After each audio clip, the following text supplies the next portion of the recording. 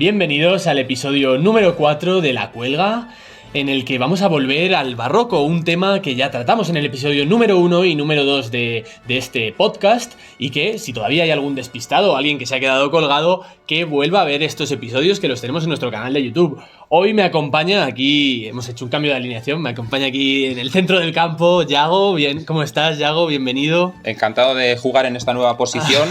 Y nada, a todos aquellos que todavía, importante, no os hayáis suscrito, suscribíos para estar pendientes de cuando subamos nuestros nuevos episodios. Y seguidnos también en redes sociales, claro. Ya nos las sabemos, ¿verdad? Sí, señor. En Twitter, @lacuelga_, en Instagram, @lacuelga_podcast, y ya sabéis que en YouTube, en Spotify y en iVoox están todos nuestros episodios. Este programa se va a dedicar a la exposición que acoge el Museo Nacional de Escultura, Luisa Roldán, escultora real.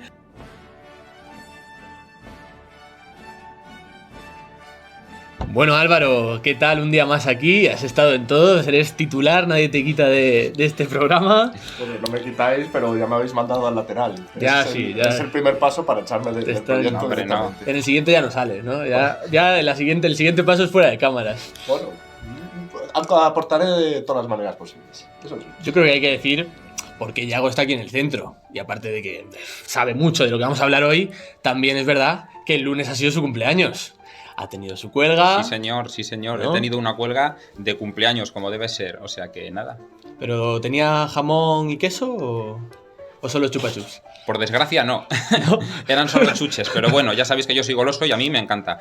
Bueno, pues si os parece vamos a adentrarnos ya un poquito en el tema que nos atañe, y que es, como decía anteriormente, la exposición dedicada a Luisa Roldán que está acogiendo el Museo Nacional de Escultura.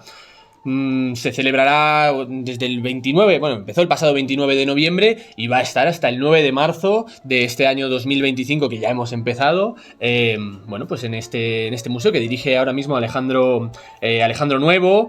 Y bueno, esta exposición encaja muy bien dentro de esos objetivos de que el museo, o que el plan estratégico del museo, pues anunciaban de incluir un poquito también, o de dar relevancia a las mujeres artistas. Y bueno, qué mejor que Luisa Roldán, ¿verdad? Bueno, de hecho es la primera exposición monográfica que el Museo Nacional de Escultura dedica a una mujer artista. Así que también es significativo. Y la segunda que se le dedica a Luisa Roldán, porque la primera fue en el año 2007. Fue en Sevilla y fue apenas una selección de 30 obras, pero bueno, fue el primer paso para que ahora tengamos esta exposición mucho más relevante.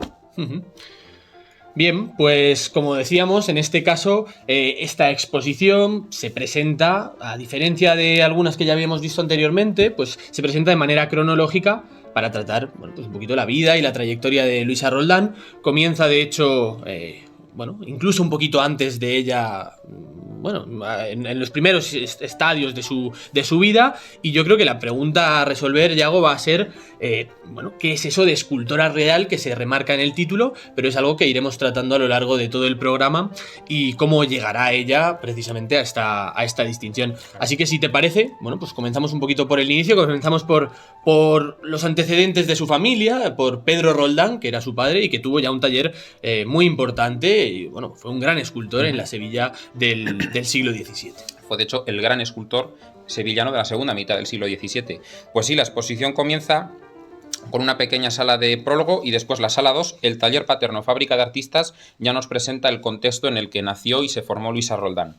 Como digo, el panorama artístico de Sevilla en la segunda mitad del siglo XVII estaba dominado por Pedro Roldán, que era un escultor nacido en Sevilla, que se había formado en Granada, pero que en la década de 1640 regresó a Sevilla. La ciudad había tenido un esplendor fantástico en la primera mitad del siglo, pero en la década de 1640 había atravesado una serie de crisis y además había sufrido las consecuencias de la peste. El comercio con América estaba disminuyendo en favor de Cádiz, y podríamos pensar que era un contexto de crisis para el arte, pero al contrario, la verdad es que hubo un fervor religioso renovado en esa segunda mitad del siglo XVII. Además, en cuanto a los demás artistas que había allí, tenemos que pensar que Juan Martínez Montañés, del que hablamos en el primer episodio del podcast, seguía activo todavía a mediados del siglo XVII, y había otros artistas comenzando su carrera, como por ejemplo Valdés Leal o Murillo, que son bien conocidos. Pedro Roldán cumplía a la perfección los requisitos de la demanda artística de la época, tanto para las iglesias y monasterios que encargaban grandes retablos, como para las cofradías que sacaban procesiones en Semana Santa. En ese sentido, la sala de la que estamos hablando trae una obra, un San Roque, que está sacado de un retablo. Es el retablo del Hospital de la Caridad de Sevilla.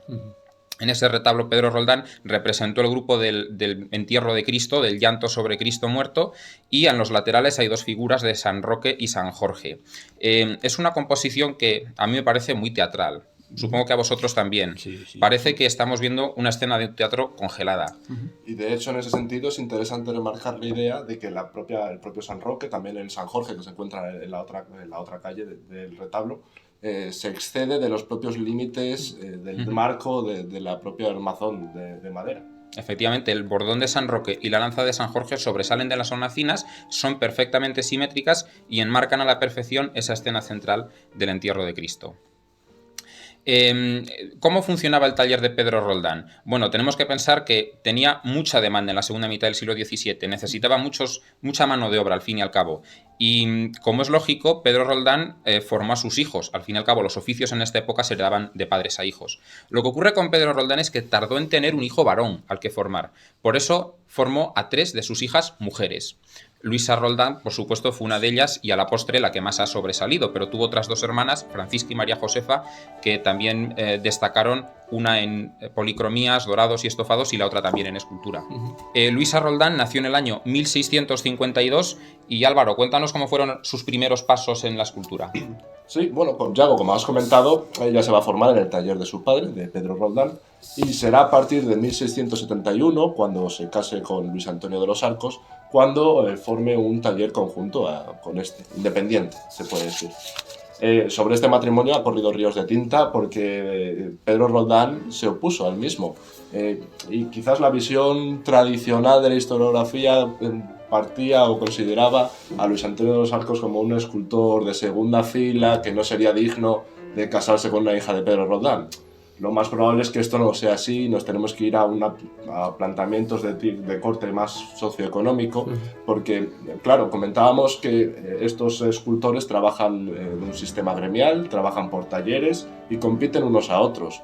Entonces, claro, imaginaros que estáis en Sevilla, que sois Pedro Roldán y que uno de los, probablemente, de los mejores trabajadoras, escultoras que tienes en tu taller, se va a marchar para formar otro taller que va a competir contigo a la hora de conseguir contratos de obra. Por lo tanto, es entendible en este sentido la oposición de Pedro Roldán.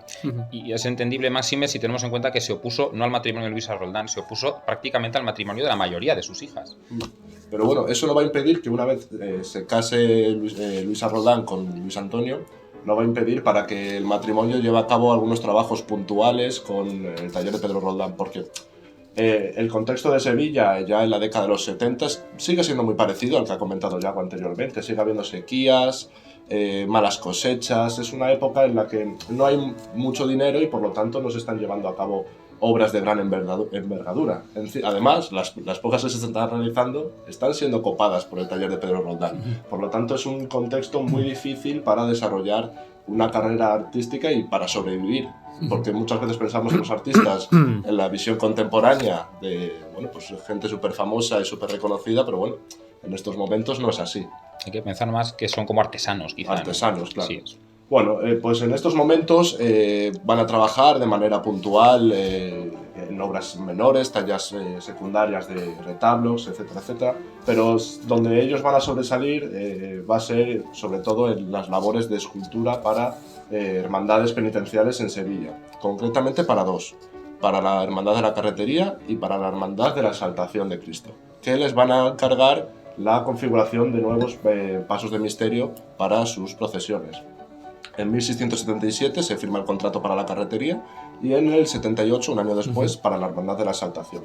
Son contratos que va a firmar Luis Antonio de los Arcos junto a otro escultor de origen cordobés, Cristóbal de Guadix, no nos interesa tanto, pero en los que definitivamente Luisa Roldán va a participar de una manera pues diferencial o muy significativa. Y va a configurar obras que podemos ver en la exposición y por eso estamos llamando a colación esta obra. estos misterios. Concretamente, los que han traído para Valladolid, para la exposición, son los de la exaltación de Cristo. Son figuras secundarias, ya sabemos que en Sevilla no se dejan titulares para exposiciones. Y concretamente queríamos destacar sandimas y gestas que podemos ver en la parte central de esta sala tercera, que se denomina Sevilla en comienzo de una andadura.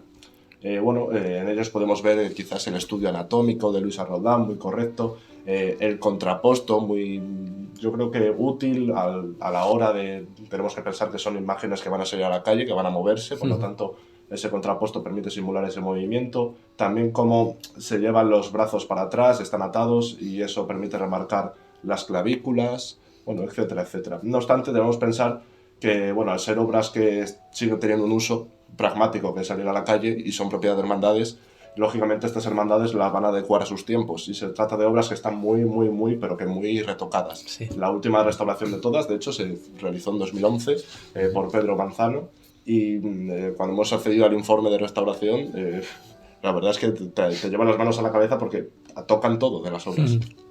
Es una cosa curiosa. Además, no solo estos pasos de misterio se van a realizar, sino también los diferentes medallones que acompañan, decoran el propio paso, las andas procesionales de este misterio. Y es interesante ver cómo también Luis Roldán trabaja en pequeño formato y logra convertir un soporte en 2 dimensiones a las 3 dimensiones. Vuelvo a insistir en la teatralidad de estas representaciones. Las figuras que salían en procesión en Sevilla en la primera mitad del siglo XVII eran una figura, o 2 como mucho, sobre unas andas sencillas.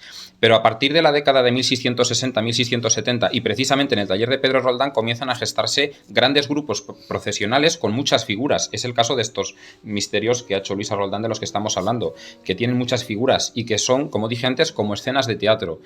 Tenemos que pensar también que en aquella época, en el siglo XVII, el pueblo estaba muy acostumbrado a ver esas escenas de teatro, a ver los episodios de la vida de Cristo o de la historia sagrada representados en teatro. Por eso para ellos sería habitual ver esas representaciones fosilizadas, digamos, en la madera. Y de hecho esta es una de las diferencias entre la imaginería, la Semana Santa, la imaginería procesional de Sevilla y de Valladolid en el siglo XVII. En Valladolid habíamos visto ya en anteriores programas que ya desde comienzos del siglo, con Gregorio Fernández, ya hay grandes conjuntos de 7 o 8 imágenes. En Sevilla no es lo habitual. Y comienzan a aparecer a partir de la década de los 70 con las labores de Luis Roldán y de Luis Antonio de los Arcos. Y han tenido desde luego éxito hasta el punto de que, como bien has dicho, se siguen usando en la actualidad. Efectivamente. Yo creo que aquí hemos visto un poquito la esencia ya de lo que va a ser o de lo que está siendo Luis Roldán en este momento, pero sobre todo estas obras nos interesan porque van a ser muy importantes para su trayecto vital, en el sentido de que pues les van a otorgar o van a otorgar ya a este matrimonio o a esta escultora pues la posibilidad de ir a otra ciudad que, como decíamos anteriormente, o como estaba explicando Yago, estaba en auge en esos momentos, que va a ser Cádiz, donde van a continuar desarrollando su obra, ¿verdad? La investigadora Catherine Halvan de Helsen, que tiene el libro quizá más completo sobre Luis Roldán, dice que es en Cádiz donde definitivamente configura su estilo. Como bien dije antes, Sevilla, a consecuencia de la peste, había perdido prácticamente la mitad de la población. Cádiz, en la segunda mitad del siglo XVII, la estaba duplicando, casi triplicando. Parece que Luis Roldán y su marido Luis Antonio de los Arcos se trasladan a Cádiz para hacer un monumento para la Catedral de Cádiz. No sé si os acordáis que en el año 2018 salió en todas las noticias que habían aparecido 4 ángeles de ese monumento en muy mal estado en unos almacenes de la catedral. Son los únicos restos que quedan de ese monumento, esos ángeles. Sin embargo, las obras que trae la exposición en la sala dedicada a Cádiz, entre Sevilla y Cádiz el reconocimiento, pues llaman la atención las 2 esculturas de los santos Germán y Servando, que son los patrones de Cádiz. Son 2 esculturas que encargó el Cabildo Municipal, el Ayuntamiento de la ciudad, y parece que reflejan la pujanza y el orgullo que tenía Cádiz en esa época. Son 2 figuras muy jóvenes donde en los rostros vemos a la perfección los rasgos de Luis Roldán. Narices altas, cejas muy arqueadas, pómulos muy destacados, caras muy finas y sobre todo esos cabellos que se abren para ver perfectamente el rostro de los personajes. Y sobre todo una de las claves de los rasgos formales de la escultura de este taller de Luis Roldán y de Luis Antonio de los Arcos son las cejas que completan una semicircunferencia de 180 grados. Un rasgo que nos permite atribuir Claro, obras. porque no hay muchas obras documentadas de Luisa Roldán y de Luis Antonio Navarro. Por eso hay que recurrir al análisis estilístico para identificarlas.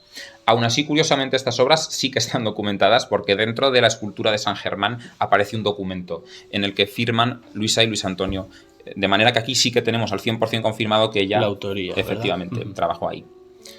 Bien, y precisamente tras Cádiz, este matrimonio pues va a dar un salto a la villa y corte, ¿verdad? En busca de, bueno, pues de fortuna, tal y como ya habían intentado pues otros escultores, otros artistas, y bueno, como que conocemos y que precisamente también están representados en esta exposición, como son pues José de Mora o Pedro de Mena, aunque pues por ejemplo él no llegó a conseguir lo que allí buscaba, siguiendo el camino que ya había abierto en 1620 Diego Velázquez. ¿Verdad, Álvaro? ¿No es así? Sí, bueno, el matrimonio se instalará en Madrid a partir de 1689 y claro, tenemos que entender que el contexto de Madrid no tiene nada que ver con el contexto ni de Sevilla ni de Cádiz.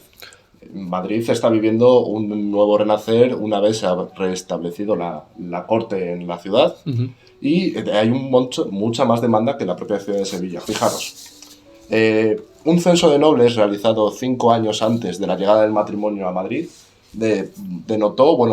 confirmó la presencia de 190 familias nobles. En Sevilla solo había 20 en aquellos años. Así que imaginaros cómo la demanda pues va a ser mucho mayor. Lo mismo con la cuestión de las parroquias. Las parroquias madrileñas, de media, tienen 6 veces más fieles que las sevillanas.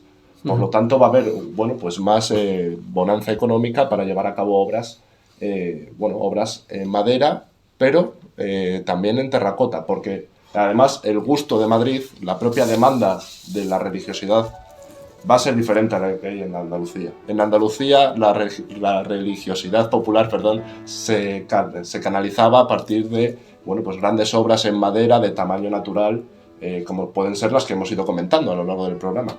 En Madrid no, hay otro tipo de gusto más ligado al intimismo, a lo particular, y Luisa Roldán se tendrá que especializar en estas pequeñas figuras de terracota, de barro cocido que luego es policromado, y que eran destinadas no a la contemplación de grandes grupos de fieles, no a las procesiones evidentemente, sino a ser situadas en pequeños oratorios particulares de las familias nobles de Madrid y de la gente adinerada en definitiva. Quizá puede sorprender, Álvaro, que trabaje en el barro, pero eso es porque nosotros tenemos la idea de que la escultura española barroca es en madera. El barro en realidad era un material habitual. Luisa se formó en el taller de su padre y cuando se hace un inventario de los bienes que había en ese taller, cuando fallece Pedro Roldán en 1699, se mencionan 70 figurillas de barro y de yeso, que eran modelos de 50 centímetros que se usaban luego para hacer esculturas en madera. O sea que el trabajo del barro era algo habitual, a lo que estaban acostumbrados. Sí. Claro, de hecho, no hay ningún barro, ninguna terracota de Luisa Roldán documentada en su etapa andaluza, pero bueno, es lógico pensar que trabajó y que estaba perfectamente formada en este lenguaje. Eso es. Además, Giambattista Morelli, que era otro escultor, que también fue escultor de corte, escultor real, ya había trabajado también este pequeño formato que en Madrid gustaba bastante. Y además de esta nueva clientela, sucede otra cosa cuando ella llega a Madrid, y lo estabas mencionando para Morelli, escultora real, que precisamente viene en el título de esta exposición, pero ¿qué es esto de escultora real? ¿Qué importancia tenía en ese momento? ¿Qué significaba para ella ser? Bueno, quizás lo de escultora real suena muy potente, porque es un lenguaje que llama al, qué reconocimiento, es escultora real. Pero realmente este título no gozaba del prestigio que gozaba el de pintor de cámara. No tiene nada que ver el título que recibió Velázquez con el que recibiría Luisa Roldán. De hecho, durante los primeros años, ella accede a este puesto en los primeros años de la década de los 90, en la corte de Carlos II, pero durante los primeros años no va a estar retribuida, no va a estar remunerado. Y claro, van a tener que sobrevivir a través de pequeños encargos para familias nobles. Las terracotas de Luisa Roldán quizás es una de sus facetas más interesantes. Lógicamente, en Madrid no solo va a realizar terracotas. Y de las que más han interesado a los museos, ¿verdad? Porque las colecciones americanas se interesaron mucho por estas terracotas.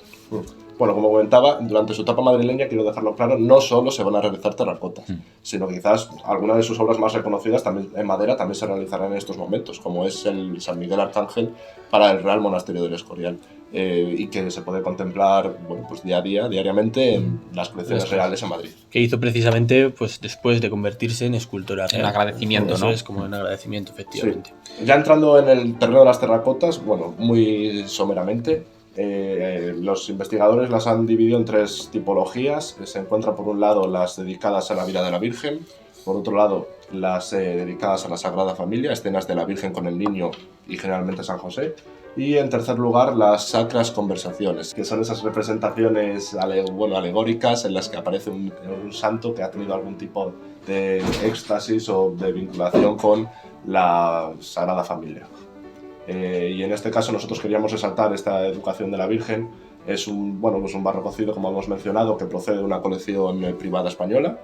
Hay que decir que de esta iconografía, prácticamente muy parecida, cambiando algunos matices, hay 3 versiones, otra en otra colección privada y una última en el Blanton Museum de Texas, de Austin.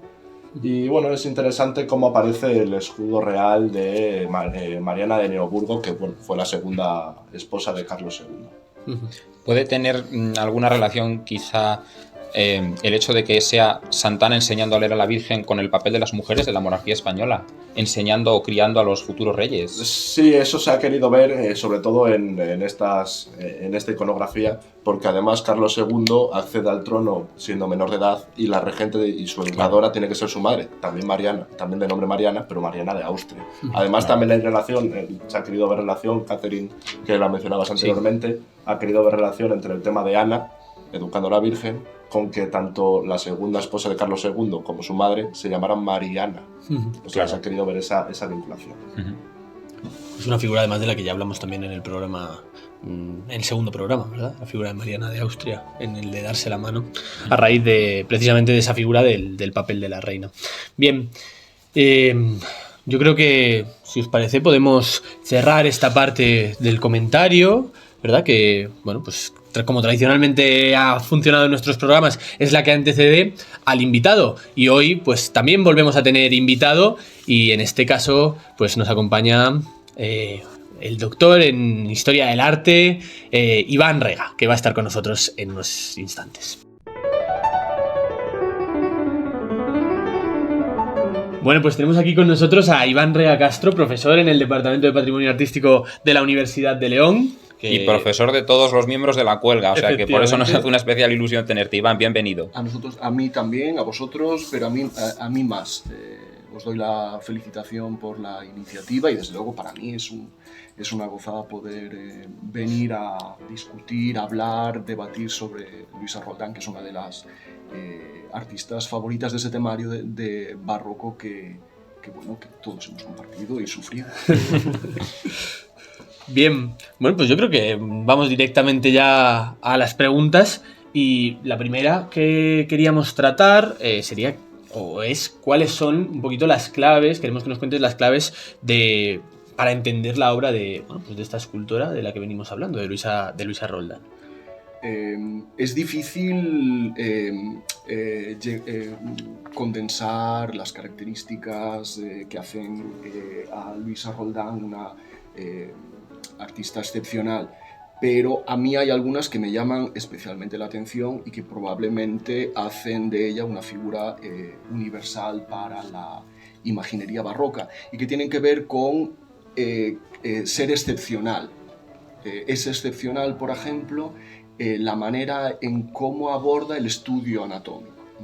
Es excepcional por esas cuestiones socioculturales, educacionales, que dificultan el acceso a las mujeres artistas del estudio del natural, de esa formación, el estudio anatómico, que bueno, ya todos conocemos, pero que conviene subrayar. De hecho, la exposición creo que remarca en varios puntos esos aspectos, ¿no? Y es interesante ponerlo en valor. Es muy raro en imaginería religiosa barroca encontrarnos con desnudos del natural masculinos en gran formato, como Gestas y Dimas, ¿no? Que son dos figuras para mí excepcionales de la exposición y casi justificarían ir a ver la exposición de Luisa Roldán. Son excepcionales, del todo excepcionales, y de hecho ocupan un lugar muy destacado en la sala precisamente por eso, ¿no? ahí uno tiene conciencia del peso de ese estudio anatómico que a veces, pues eso, en otras tipologías escultóricas no son tan fáciles de detectar, ¿no? Ahí es evidente. Y luego hay otro aspecto que a mí me llama también mucho la atención, que tiene que ver con algo que ya habéis subrayado, que es esas transferencias formales entre técnicas diferentes, ¿no? La manera en cómo Luisa Roldán trabaja el modelado en barro es muy significativa para ver también cómo evoluciona la plástica en madera. Ella tiene esa particularidad de trasladar, no es única, evidentemente, no es el único ejemplo que podemos citar, pero en ella es muy significativo, porque conservamos buenos ejemplos de escultura polícroma en terracota y cómo traslada algunos aspectos del lenguaje plástico de esos materiales blandos a la manera en cómo trabaja la madera. Y a mí eso me gusta excepcionalmente, especialmente, ¿no? Como cuando uno presta atención a cómo se resuelven trapeados, el vuelo y el peso de las telas, incluso el trabajo a nivel de filigrana, muy detallista, del pelo, en algunos casos es resultado de esa contaminación, transferencia, trasvase de lenguajes entre una plástica y otra, que ahí, insisto, tal vez son esos dos aspectos los más llamativos de la exposición, al margen de su lenguaje, al margen de lo que podamos hablar de las distintas características por etapas o que marcan un poco su evolución, pero para mí esos son dos aspectos muy interesantes y que casi justificarían, ¿no?, ir a ver la exposición con esa mirada, ¿no? Bueno, sí, esta cuestión además de la terracota me parece interesante porque es un material que permite, bueno, pues explorar, ensayar. Pues la madera al final, si pegas un golpe con la gubia y la lías, pues la liaste. Y la lías. Claro, pero con la terracota, bueno, con el barro siempre puedes volver a modelar y bueno, pues eso, explorar. Y precisamente por eso, porque es un material que se usa para experimentar, en muchísimos artistas no hemos conservado los modelos que tenían en sus talleres, pero en el caso de Luisa Roldán sí. Y es una fortuna porque conservamos piezas excepcionales que probablemente en otros contextos, en otras circunstancias políticas o socioeconómicas acabarían siendo imágenes de gran tamaño, paso procesional, ¿no? Porque muchas de ellas tienen esa concepción, ¿no? Y están claramente inspiradas en la tradición de ese tipo de imaginería. Sí, de hecho, bueno, la exposición yo creo que se justifica, ¿no?, por sí misma, por la propia figura del artista, como para ir a verla, y ha tenido una magnitud muy importante, pero ¿cuál es, bueno, pues eso, realmente el motivo, ¿no?, por el que hay que ir a ver esta exposición? ¿Por qué tiene esta magnitud que está teniendo la exposición de una artista en femenino como es Luisa Roldán? A mí no me importa. La verdad es que no me importa cuál es la justificación para ir a ver la exposición, por qué se celebra ahora la exposición, pero siempre es una buena noticia, una buena exposición dedicada a una figura universal de nuestra escultura. Es siempre una buena ocasión para ir y disfrutar de las obras. Y además, bueno, en este contexto llevamos un año con exposiciones muy interesantes sobre escultura, relación escultura-policromía, incluso sobre grandes esculturas dedicadas al mundo de la Edad Moderna o del Barroco. Así que bien por el Museo Nacional de Escultura, que dedique esta exposición monográfica a Luisa Roldán, pero además hay como algunos aspectos que coinciden en el tiempo que también alimentan un poco el interés del gran público, ¿no? Por ejemplo, el impacto que tuvo el traslado a la Galería de las Colecciones Reales de la escultura de Luisa Roldán, de San Miguel con el demonio, ¿no? Llamó mucho la atención en redes, hubo creo que un impacto significativo, ¿no?, en el público, y como que calienta el interés por esta figura, ¿no? Y si os parece, ahora podemos cambiar un poquito el foco y retomar con esa cabalgata o esos Reyes Magos que mencionabas anteriormente, Iván, y es que es la primera vez que se exponen pues al completo, y sí que nos pareció muy interesante que algunos de los personajes que están aquí representados pues se representan, valga la redundancia, a lo turquesco, que es un tema que, bueno, pues conoces bien y que nos gustaría que explicases un poquito a la audiencia qué es eso, ¿no?, qué es eso de la alteridad. Esta probablemente sea, para mí, era una de las motivaciones de Claro. ver la exposición y dedicarle algún tiempo a revisar el catálogo que por cierto está agotado. El catálogo está agotado y esperamos, ha habido una reedición porque es imposible de localizarlo a fecha de hoy. Todavía faltan 3 meses para que se acabe la exposición. Esta cabalgata es interesante por muchas razones, ¿no? El hecho de que sea la primera vez que se exhibe o se presenta al gran público, aunque como decía fue presentado en un artículo de Ars Magazine del 2016 por Alfonso Pleguezuelo, que ya había trabajado, trabajado la figura de Luis Roldán en contexto andaluz, y lo interesante es tanto la escala, que está más cerca de la tradición de los belenes napolitanos, los pesebres, como la resolución, ¿no? Ya sabemos el problema que tienen los Reyes Magos, no me refiero a cómo se resuelven ahora las cabalgatas y si estamos a favor o en contra de una representación más tradicionalista o más vanguardista, pero lo cierto es que esa idea de que son 3 personajes con rasgos muy característicos y 3 nombres concretos, sabemos que es resultado de un lento proceso de decantación. Y aquí lo que tenemos son 4 reyes a los tradicionales. Se añade el rey de Tarsis, relacionado con esos orígenes míticos de la monarquía en la península, los tartesos y la reivindicación casi, diríamos, bíblica, ¿no? de la monarquía castellana a través de esa figura del rey de Tarsis sobre los tartesos. Pero a mí, particularmente, al margen de la rareza de esa tipología de esa tipología de la cabalgata de 4 reyes, a mí me interesa la idea de cabalgata en sí, ¿no? Quiero decir, ¿por qué esa cabalgata con ese despliegue de séquito y para qué tipo de consumo? Está claro que la etapa madrileña, donde parece que ahí concentramos todo el peso de la figuración de pequeña escala, no es la única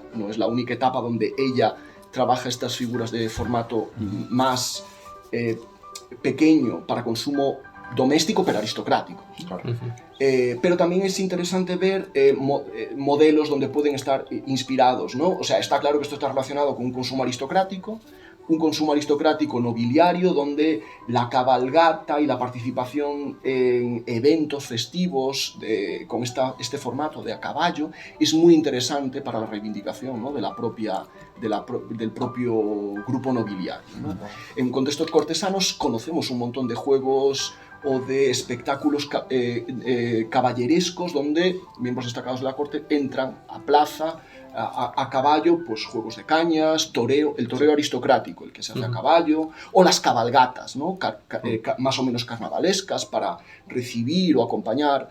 Y aquí tenemos un modelo interesante, no peninsular, que probablemente estaría funcionando dentro de la cultura visual de la época, que es el carrusel de tradición francesa, ¿no? El carrusel probablemente que tiene en mente Luisa Roldán es el de Luis XIV de 1682, en el que hay, que fue un espectáculo grandioso que además motivó una publicación con una riquísima colección de grabados. Y ahí tiene ella un arsenal de información interesantísimo para construir sus tipos. Y ahora vamos a la cuestión que me preguntabais, esa imagen de la alteridad que tiene lugar, que tiene su espacio dentro del séquito de los distintos reyes. No está claramente identificado ese grupo vestido a la turquesca, o otros personajes que podríamos caracterizar o tipificar con ese término tan peyorativo de moro, ¿no? Pues unos u otros funcionarían como esas representaciones de las 4 partes del mundo, que era muy habitual a la hora de construir estas cabalgatas, porque eran normalmente cabalgatas temáticas. En el carrusel de 1682, precisamente, los personajes que encabezan cada uno de los séquitos son las 4 partes del mundo: Asia, América, África y Europa. Probablemente aquí no funcionaría igual, pero sí que es como ese mundo conocido del mar Mediterráneo, ¿no? Por una parte oriental, la parte oriental, el norte, el sur y el cierre en occidente, que es el rey de Tarsis, ¿no? Como una representación de ese microcosmos que es el Mediterráneo, en que están presencias esas 4 culturas, aquí no en conflicto, sino que rinden homenaje al niño Jesús nacido, ¿no? Porque al final esto es una parte de la Epifanía, ¿no? La cabalgata al final, aunque hagamos estas lecturas en clave aristocrática, nobiliaria, cortesana, al final forma parte de un contexto religioso, ¿no? Y de un consumo muy marcado en el calendario litúrgico cristiano, como es el Adviento, ¿no? Esos podrían ser, claves interesantes para pensar la obra. No las he encontrado en el catálogo, pero creo que son aspectos no todas están presentes en el catálogo, pero creo que son aspectos para pensar sobre ello. Y yo creo que ahora podemos, habiendo tratado ya todas las salas y habiendo tratado también algunas de estas obras más específicamente, creo que es el momento de que nos hagas a lo mejor una valoración más general de la exposición. Ya nos la has recomendado, has recomendado a la audiencia ir, pero bueno, así un poco más de manera integral, ¿qué te ha parecido la exposición? ¿Qué le has visto positivo? ¿Qué le has visto que me mejor? moje. Sí, para lo bueno y para un lo poquito. Un comentario interesante, un aspecto interesante a tener en cuenta: el lugar donde está emplazada la exposición, que es el edificio que destinan a exposiciones temporales, justo delante de la sede histórica del Palacio de Villena. Eso es. Ahí está casi en exposición permanente el Belén.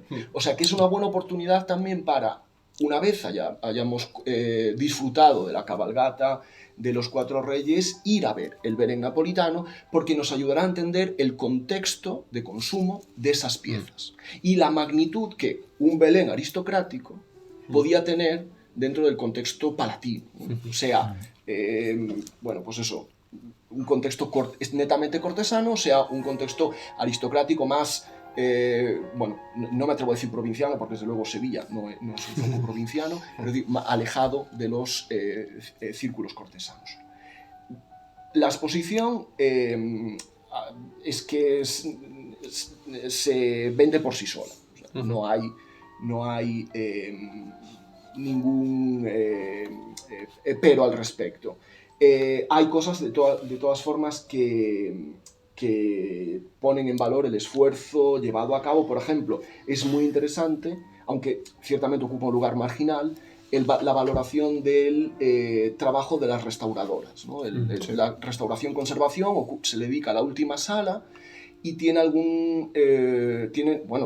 tiene muchos aspectos a tener en cuenta, a poner en valor para disfrutar adecuadamente de las piezas en su contexto. Siempre es una buena noticia que con una exposición se aproveche para llevar a cabo trabajos de restauración. Y además, en esa sala hay 2 vitrinas que nos permiten ver que la parte inferior, ¿no? el visión. alma, vacía, ¿no? De las terracotas. Y para mí ¿cómo diría? Un extra, ¿no? Para ir a la exposición, porque te permite ver algo que es difícilmente accesible al público, entender también cómo se trabaja la terracota vaciada, hay que vaciarla para luego facilitar la cocción. Incluso hay un vídeo acelerado de la limpieza y reintegración cromática de una imagen de terracota. Quiero decir que poner en valor ese trabajo de las conservadoras, restauradoras, también lo que eso aporta al conocimiento del estudio matérico de la obra, me parece muy interesante dentro del programa de la exposición. Sí, yo creo que incluso más allá de para los propios historiadores del arte, yo creo que el público en general más.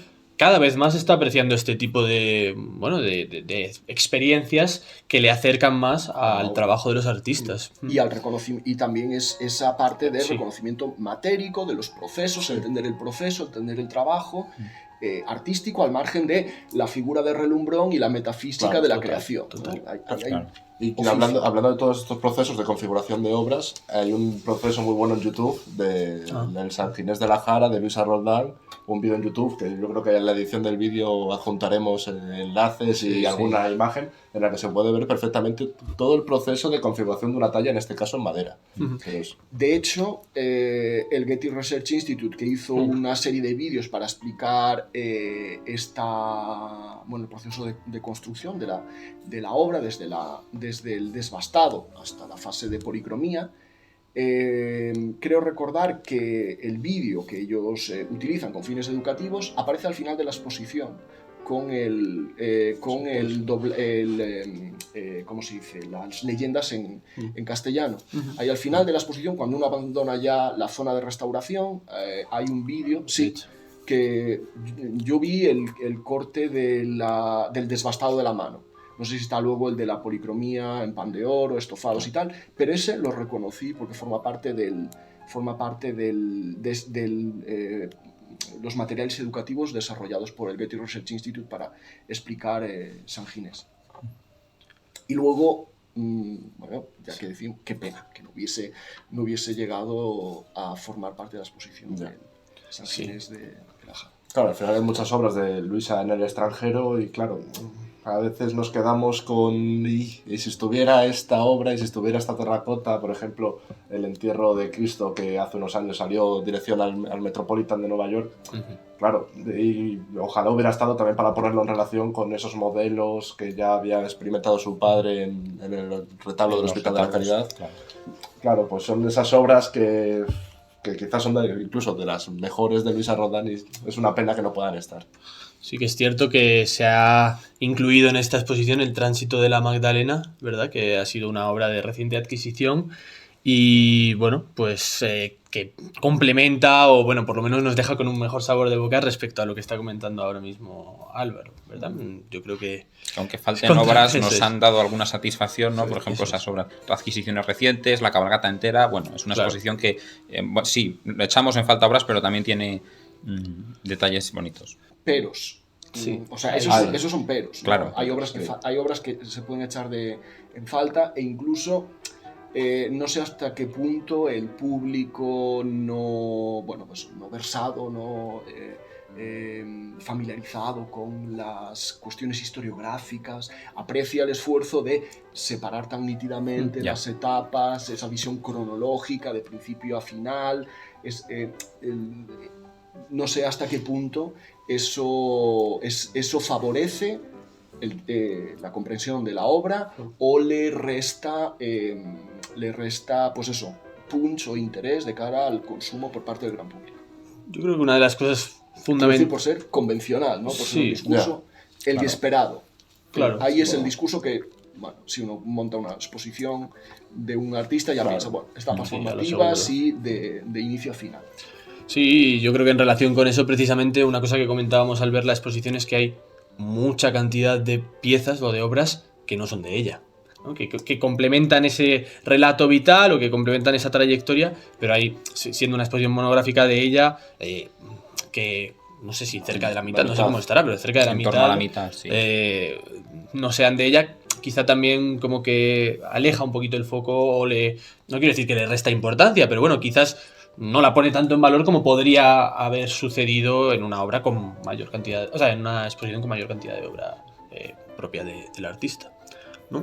También tenemos que pensar en los hándicaps que supone claro, para una institución museística mover, trasladar. Bueno, ya subrayasteis muy bien que las instituciones religiosas sevillanas no ceden las obras titulares. Trasladar desde Estados Unidos, San Ginés, es muy las del difícil. Tiene unos costes, Metropolitan, unos la American trámites. Society, Más trasladar con- es un problema. Y Claro. es llamativo también la ausencia del San Miguel Arcángel del Corazón. Claro. Claro. Probablemente por el peso que en el discurso expositivo Sí, actual sí. y el atractivo que tiene para el visitante ir a ver esa pieza en concreto Claro. en las galerías de colecciones Al reales. final hay que pensar que para traer una obra a una exposición, de su lugar donde permanece Claro. todo el año, tiene que desaparecer y Eso ahí hay es. que hacer algo. Sí. Por ejemplo, no sé si habéis ido al Museo Nacional de Escultura, ahora que se está celebrando tanto esta exposición, no sobre todo esta exposición, pero sobre todo la del Museo del Prado, Darse la Mano, y la de la Catedral de Valladolid. Claro, el Museo Nacional de Escultura está prácticamente Han tenido que vacío. reorganizar salas porque Sí. los que hemos ido antes de estas exposiciones echamos en falta obras, lo vemos desordenado. Claro. Lo cierto es que están coexistiendo Claro. 3 mega exposiciones dedicadas a imaginería religiosa barroca. En tiempo e incluso en espacio. O sea, Sí. uno va a Valladolid y puede liquidar dos buenas exposiciones y una visita a un museo. Bien vale la visita. Sí, Bien vale la pena la visita, pero bueno, eso también es un aspecto a tener en cuenta. ¿Qué necesidad hay ahora de hacer a la vez 3 exposiciones y restar o contraprogramar, ¿no? El interés del gran público pueda prestar atención a unas u a otras? Bueno, sí. Hay coyuntura, ¿eh? Sí, Hay coyuntura claro, yo creo para que, ello. o sea, estoy de acuerdo con lo que estás diciendo, pero también yo creo que al juntarse las 3 también puede aumentar el interés, ¿no?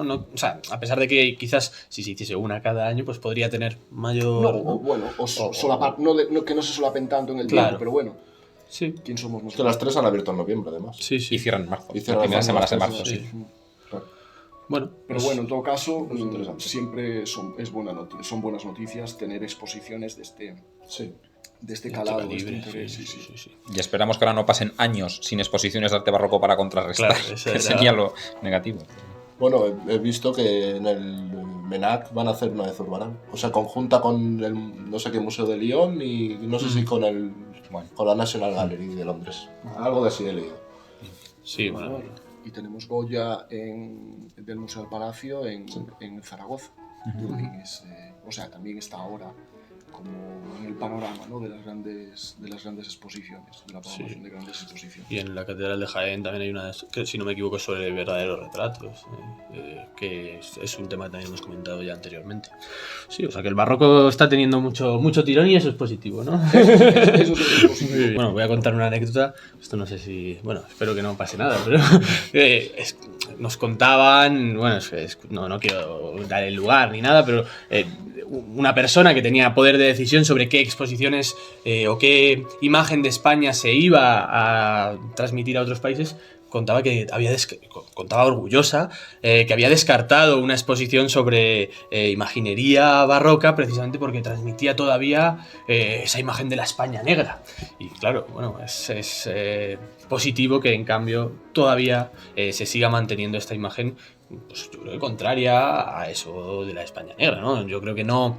Lo que estamos viendo no es resultado de una imagen negativa del país ahora mismo, yo creo. No, de hecho, probablemente nosotros, en términos de montaje expositivo, de la manera en cómo se presenta al gran público, todavía somos deudores del impacto que tuvo la exposición de Xavier Bray en el National Gallery de The Sacred Made Real.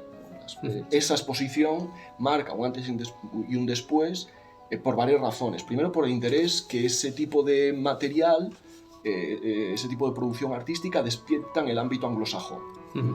Y luego, la manera en cómo se expone ese tipo de obra dentro del contexto de estas grandes montajes, estas grandes exposiciones.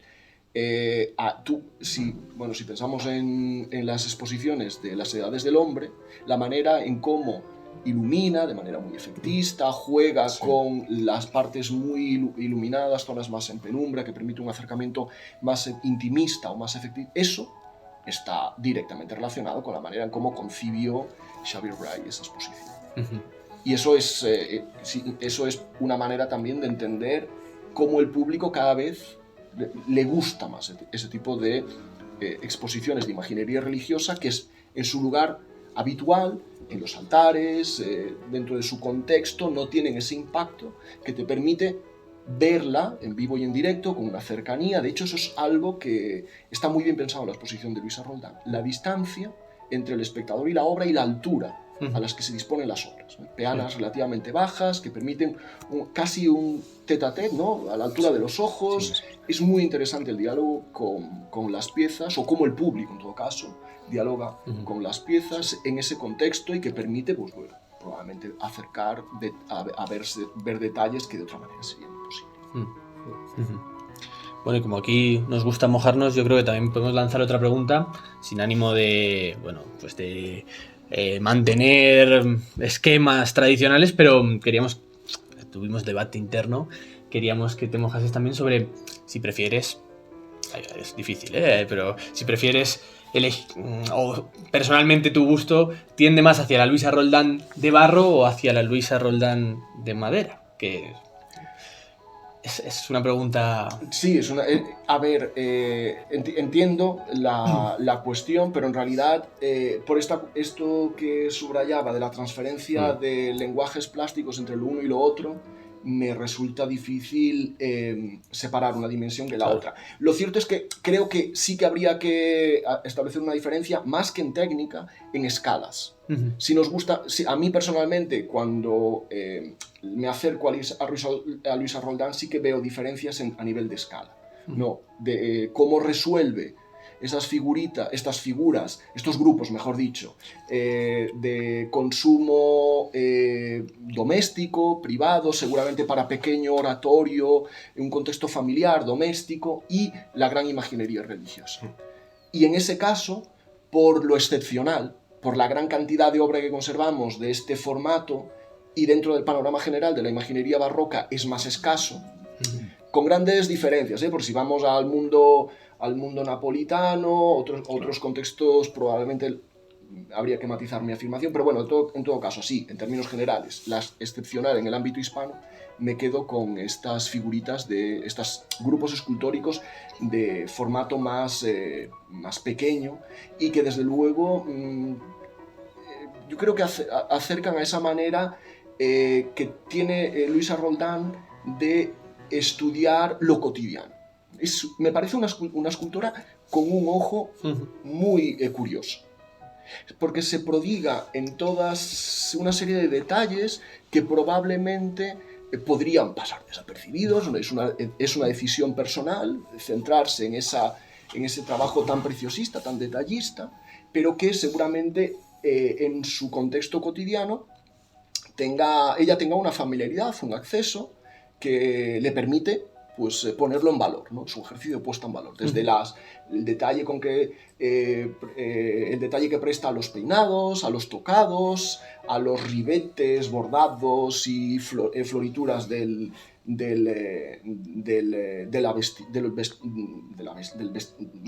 vestuario, del traje, tanto de adultos como de niños. Y es muy curioso las imágenes de los niños Jesuses o de María, los niños enfajados. Esos detalles son muy interesantes desde el punto de vista de la cultura material del momento, ¿no? Y que probablemente no encontramos o nos resulta más difícil encontrar en otros artistas o en otras escalas, ¿no? Y eso creo que es un aspecto a valorar de la Luisa Roldán en pequeño formato, ¿no? En pequeña escala.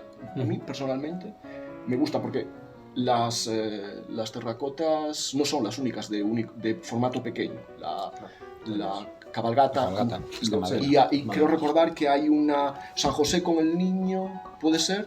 Un San José con el niño, creo que está el niño en un cojín y San José sentado, creo recordar que eso también era madera. Hay algún ejemplo más, pero bueno, hablo de memoria. En ese sentido, insisto, la escala, eso es. La escala me parece un aspecto más interesante a la hora de establecer separación. Esa comparación. Muy bien. ¿Estamos de acuerdo? Sí. Muy bien. Efectivamente.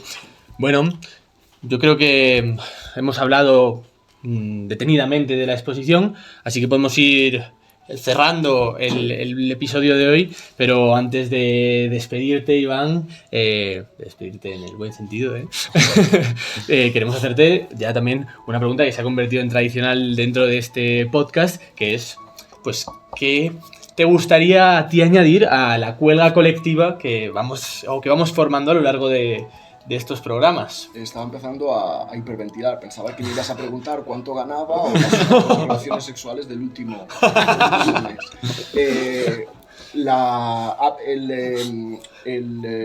Yo coincido con lo del goloso. Bien.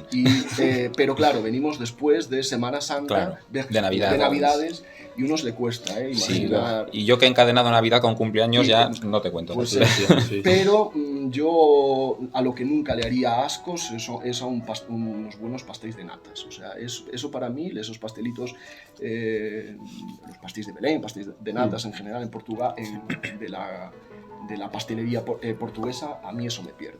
Me da igual que incluso acepto a veces incluso los de un famoso de una famosa cadena de supermercados si la querencia o las ganas aprietan.